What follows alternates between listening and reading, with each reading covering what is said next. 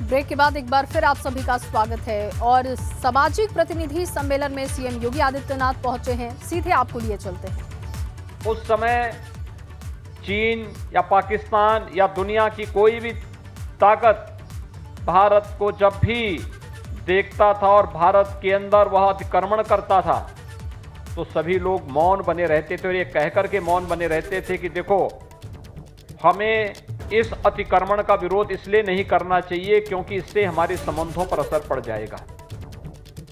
और आपने बदलते हुए भारत को देखा है 2014 के बाद।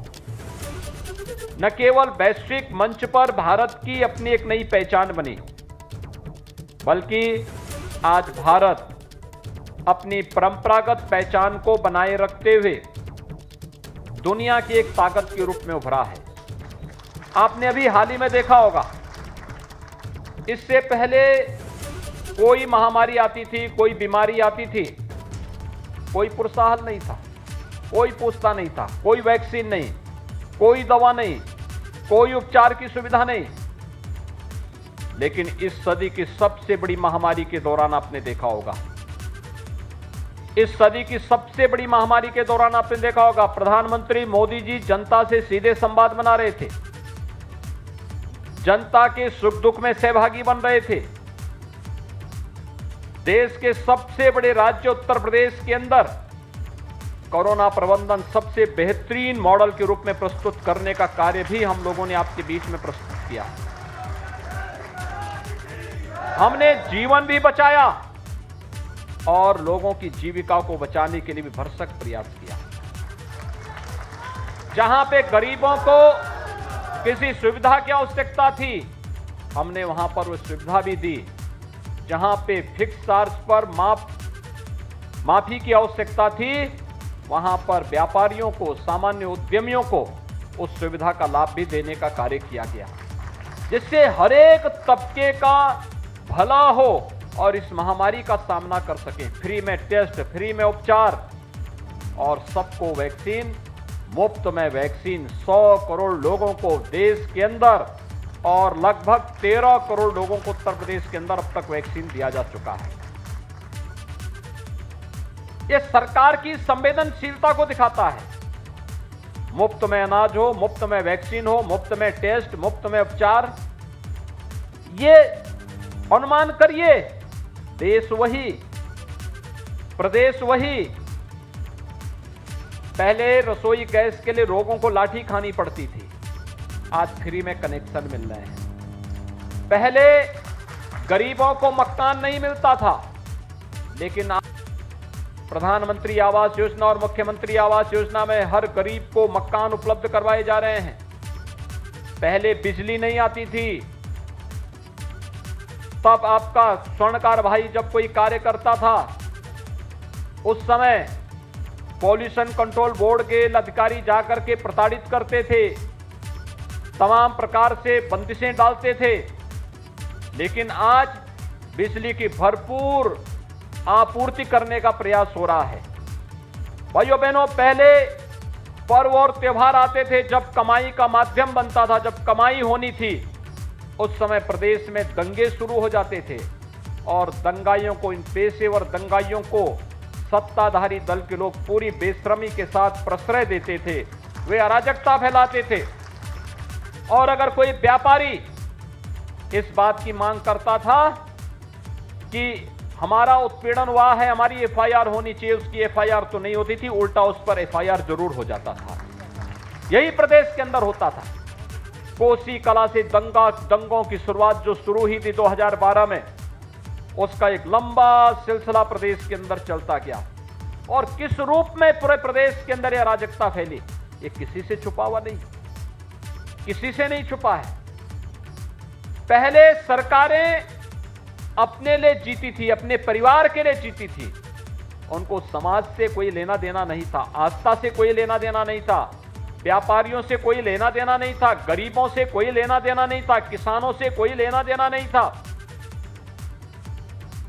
केवल अपने और अपने परिवार के लिए और अपनी जाति के लिए वे लोग केवल अपना जीवन यापन कर रहे थे, लूट खसोट करते थे, योजनाओं का लाभ केवल उन लोगों तक पहुंचाते थे। लेकिन आज ऐसा नहीं है। आज तो योजनाओं का लाभ समाज के प्रत्येक तबके को उपलब्ध करवाया जा रहा है और हर तबका इन योजनाओं के साथ जुड़ करके समाज की मुख्य धारा के साथ जुड़ता हुआ दिखाई दे रहा है। आज आपने देखा होगा कोरोना के मामले दुनिया के अंदर तेजी के साथ बढ़े हैं, लेकिन उत्तर प्रदेश ने मजबूती के साथ उसको नियंत्रित भी किया है। पर्व और त्योहार अभी हाल ही में अपने दुर्गा पूजा के आयोजन को संपन्न किया है, विजयादशमी के कार्यक्रम को भव्यता के साथ संपन्न किया है। कोई बंदिश नहीं, सावधानी और सतर्कता के लिए सरकार कह रही है, लेकिन बाकी कोई बंदिश नहीं। अनुमान करिए अगर ये स्थिति सपा बसपा या कांग्रेस की सरकार के समय होता, क्या होता? अराजकता फैलती, महाराष्ट्र की तरह लंबी श्रृंखला मरने वालों की होती, अव्यवस्था फैल जाती, अराजकता का वातावरण होता।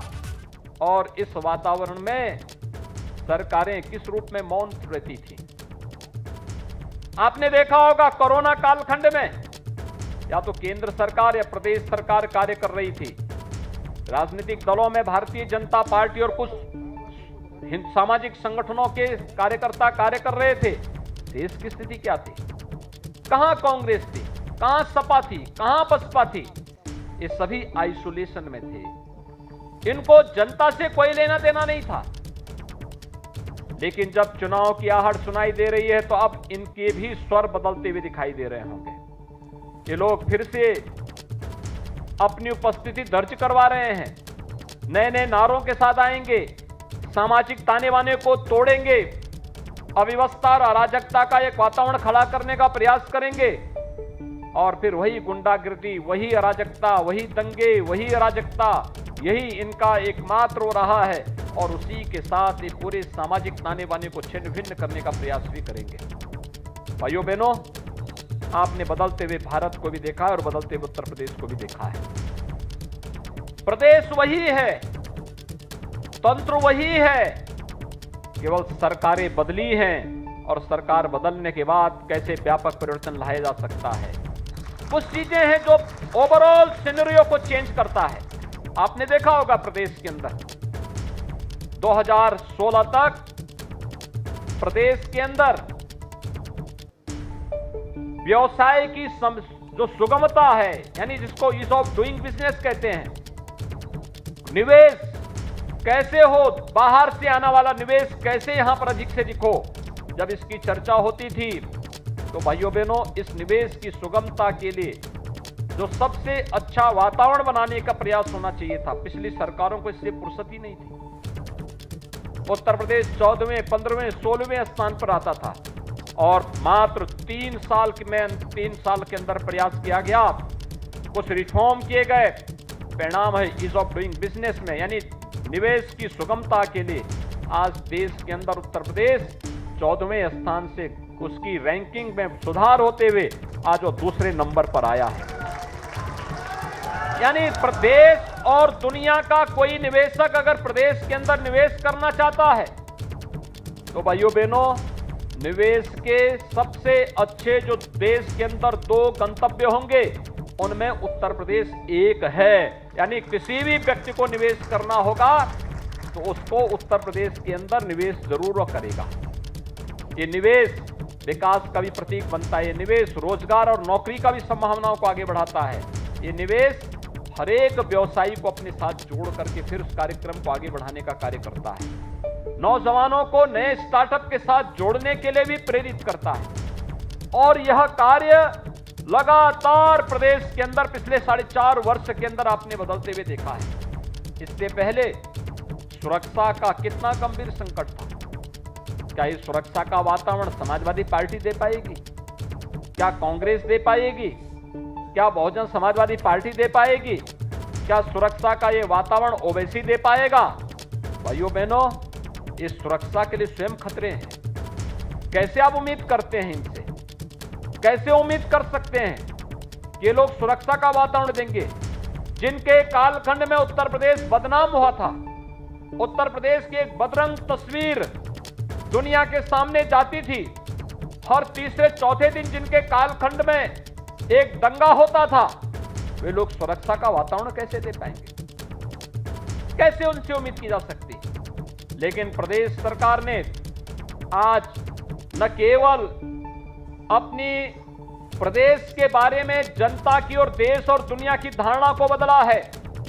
ईज ऑफ डूइंग बिजनेस में नंबर 2 पर उत्तर प्रदेश। और यही नहीं, जीवन की सुगमता यानी ईज ऑफ लिविंग की बात जब कहते हैं, एक गरीब को मकान चाहिए, एक गरीब को विद्युत का कनेक्शन चाहिए, एक गरीब को बिजली का कनेक्शन चाहिए, एक गरीब को रसोई गैस का कनेक्शन चाहिए, एक गरीब को शुद्ध पेयजल चाहिए, एक गरीब को राशन की सुविधा चाहिए, एक गरीब को स्वास्थ्य की सुविधा चाहिए। ये कौन दे रहा है? ये 2014 के पहले भी दिया जा सकता था, लेकिन 2014 से लेकर 2014 के बाद एक घोषित हुई समाजवादी पार्टी की सरकार ने उसको भी लागू नहीं होने दिया।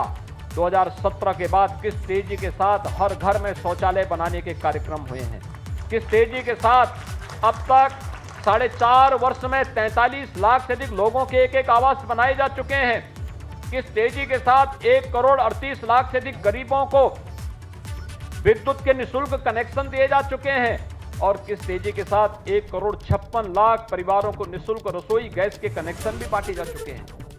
6 करोड़ से अधिक लोगों को कैसे प्रदेश के अंदर आयुष्मान भारत का 5 लाख रुपए का स्वास्थ्य बीमा का कवर उपलब्ध कराया गया है। ये कार्य पहले भी हो सकता था, लेकिन पहले सरकारें संवेदनशील नहीं थी। आज प्रदेश के अंदर इंफ्रास्ट्रक्चर के डेवलपमेंट का जो कार्य हो रहा है, इंफ्रास्ट्रक्चर एक्सप्रेसवे के रूप में, मेट्रो के रूप में, इंटर स्टेट कनेक्टिविटी के रूप में, यह आवश्यक नहीं कि गोरखपुर का जो व्यापारी हो केवल गोरखपुर तक सीमित है। गोरखपुर के व्यापारी का मतलब पूर्वी उत्तर प्रदेश और नॉर्थ वेस्ट बिहार के एक प्रमुख व्यापारी केंद्र के रूप में उभरना, नेपाल की तराई के एक बड़े भूभाग को सुविधा से आच्छादित करना। लखनऊ का मतलब केवल लखनऊ नहीं होता है, लखनऊ का मतलब उत्तर प्रदेश के 25 करोड़ जनता की सुविधा का एक महत्वपूर्ण व्यापारिक का एक महत्वपूर्ण केंद्र, और उस रूप में प्रदेश सरकार आज उस कार्यक्रम को लेकर के चल रही है। उन कार्यक्रमों को एक बेहतर वातावरण देने का प्रयास कर रही है। अव्यवस्था और अराजकता कहीं न फैलने पाए, इस पर ध्यान दे रही है। पर्व और त्योहार शांतिपूर्ण तरीके से मनाए जा रहे हैं, इस पर ध्यान दे रही है। और मैं तो आपसे पूछना चाहता हूं, अयोध्या में श्री राम जन्मभूमि पर भगवान राम के भव्य मंदिर के निर्माण कार्य प्रारंभ हुआ है। क्या यह कार्य कांग्रेस कर पाती? क्या यह कार्य समाजवादी पार्टी, क्या यह कार्य बहुजन समाजवादी पार्टी कर पाती? यानी आप देख सकते हैं, आपकी आस्था को सम्मान देने का कार्य अगर किसी ने किया है तो भारतीय जनता पार्टी ने किया है। और भारतीय जनता पार्टी ने जो कहा था सो करके दिखाया। मध्य यूपी और पूर्वी उत्तर प्रदेश में तो भी गनीमत थी, पश्चिमी उत्तर प्रदेश में तो 2017 के पहले इस प्रकार की स्थितियां थी कि बेटियां और बहनें स्कूल नहीं जा पाती थी, क्योंकि वहां पर पेशेवर गुंडे सत्ता के संरक्षण में जिस अराजकता का तांडव करती थी, उनके सामने सुरक्षा का गंभीर संकट खड़ा हुआ था और वे बेटियां स्कूल नहीं जा पाती थीं। आज आप देख रहे होंगे पूरे प्रदेश के अंदर कोई बहन और बेटियों के सामने संकट खड़ा करेगा तो स्वयं उसके लिए संकट खड़ा हो जाएगा। एक बेहतर वातावरण देने का प्रयास हुआ है। और इसी में जब इस सामाजिक प्रतिनिधि सम्मेलन में हम लोग आए हैं, आपने देखा होगा हमारी सरकार ने कुछ कार्यक्रम चलाए थे। परंपरागत हस्तशिल्पी और कारीगरों के लिए विश्वकर्मा श्रम सम्मान, इसमें स्वर्णकार समाज के लिए भी एक व्यवस्था दी गई कि हम उनकी ट्रेनिंग करवाएंगे, ट्रेनिंग के दौरान निश्चित मानदेय देंगे और निश्चित मानदेय देने के साथ फिर उन्हें बैंक के साथ जोड़ने, टूल किट उपलब्ध करवाने और फिर उन्हें शासन का सब्सिडी का लाभ देने की कार्रवाई भी करेंगे। यह एक बड़ा कार्यक्रम, क्योंकि तकनीक और डिजाइनिंग आपके इस फील्ड का एक महत्वपूर्ण पार्ट है। अच्छी तकनीक अगर है और बाजार की मांग के अनुरूप अगर हम डिजाइन दे रहे हैं तो स्वाभाविक रूप से आपका प्रोडक्ट मार्केट में उतनी मजबूती के साथ अपना पांव जमाएगा और तेजी के साथ उसका प्रचार प्रसार होगा। यह मार्केट का नियम है और बाजार के उन नियमों का देखते हुए सरकार ने उस प्रकार की डिजाइनिंग के साथ, उस प्रकार की तकनीक के साथ माटी कला बोर्ड हो या फिर प्रदेश के अंदर अलग अलग उन 17-18 परंपरागत हस्तशिल्पी और कारीगरों को जोड़ने की कार्रवाई हो, इन सब को उस व्यवस्था के साथ जोड़ने का कार्य किया गया। और आज उसका परिणाम है कि हम लोगों ने लाखों ऐसे उद्यमियों को, व्यापारियों को, नौजवानों को इस ट्रेनिंग का हिस्सा बनाकर उन्हें टूल किट उपलब्ध करवाया है। बल्कि दिसंबर तक का लक्ष्य मैंने एमएसएमई विभाग को दिया है कि दिसंबर तक कम से कम 75,000 ऐसे हस्तशिल्पी और कारीगरों को फिर से सम्मानित करने की आवश्यकता है। टोल किट और बैंक से लोन देने की, लोन के साथ शासन की सब्सिडी उपलब्ध करवाने की कार्रवाई के साथ जोड़ने की आवश्यकता है। भाइयों बहनों, प्रदेश वही है, सरकार बदली है। सरकार बदलने के साथ ही हमने प्रदेश के अंदर व्यापारी कल्याण बोर्ड का भी गठन किया। व्यापारी कल्याण बोर्ड के माध्यम से हर व्यापारी को जो जीएसटी में जिसने रजिस्ट्रेशन करवाया है 10 लाख रुपए की सुरक्षा बीमा का कवर भी उसे उपलब्ध करवाया है। ये 10 लाख रुपए अगर व्यापारी के साथ कोई घटना घटित हो जाती है, व्यापारी किसी आपदा का शिकार हो जाता है, उस व्यापारी के परिवार को 10 लाख रुपए सरकार उपलब्ध कराएगी। यानी ये सोच पहले भी हो सकती थी, लेकिन इस सोच को पिछली सरकारों के पास सोच थी नहीं। इस सोच को व्यवहारिक धरातल पर उतारने के लिए फुर्सत नहीं थी। जब प्रदेश का मुख्यमंत्री 12 बजे सो करके उठेगा, कैसे उम्मीद करते हैं कि वह जनता के बारे में क्या सोच पाएगा? समाज की कोई जानकारी उसको नहीं होगी, व्यवहारिक जानकारी नहीं होगी, कैसे उम्मीद करते हैं? पेशेवर दंगाई और अपराधियों को का सरपरस्त जब प्रदेश सरकार बन जाएगी, कैसे उम्मीद करते हैं किसी को सुरक्षा मिल पाएगी? अंतर साफ है। पहले 2017 के पहले जो सरकारें थीं, कांग्रेस रही हो, सपा या बसपा, इनके लिए अपना परिवार ही प्रदेश था। सोच उससे बाहर थी ही नहीं। अपने परिवार और अपने खानदान के लिए कर लेंगे, यही उनके लिए सब कुछ था। लेकिन भाइयों बहनों, 2017 के बाद जो सरकार आई है उसके लिए प्रदेश ही परिवार है। प्रदेश की 25 करोड़ जनता की सुरक्षा, उनके लिए व्यवस्था, उनका संरक्षण, ये टॉप प्रायोरिटी है। आस्था के साथ खिलवाड़ करने की छूट किसी को नहीं। पहले ही सरकार ने कह रखा है, देखिए हम सुरक्षा सबको देंगे, आस्था का सम्मान सबको करेंगे, शासन की योजनाओं का लाभ सबको देंगे, लेकिन अगर दंगा करोगे, गरीब की जमीन पर कब्जा करोगे, व्यापारिक प्रतिष्ठानों में लूटपाट करोगे, तो भरपाई करते करते 7 पीढ़ियां बीत जाएंगी, तब भी भरपाई नहीं कर पाओगे। पहले आतंकवादियों को सम्मानित किया जाता था। याद करिए, 2012 में समाजवादी पार्टी की सरकार आई थी। राम जन्मभूमि पर आतंकी हमला करने वाले आतंकवादियों को, मुकदमों को सबसे पहले वापस लेने का कार्य करती है। और हमारी सरकार आती है तो आतंकवादी दूर दूर तक कहीं दिखाई नहीं देता है।